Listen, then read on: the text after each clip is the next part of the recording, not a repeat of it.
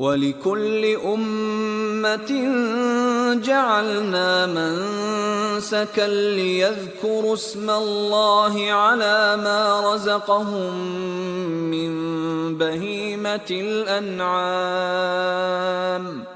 فَإِلَٰهُكُمْ إِلَٰهٌ وَاحِدٌ فَلَهُ أَسْلِمُوا وَبَشِّرِ الْمُخْبِتِينَ۔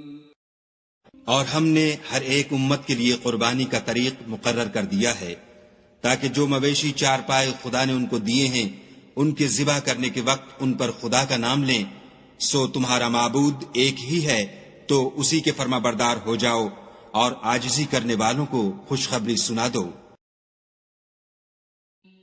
And for all religion we have appointed a rite of sacrifice, that they may mention the name of Allah over what He has provided for them of sacrificial animals. For your God is one God, so to Him submit. And O Muhammad, give good tidings to the humble before their Lord.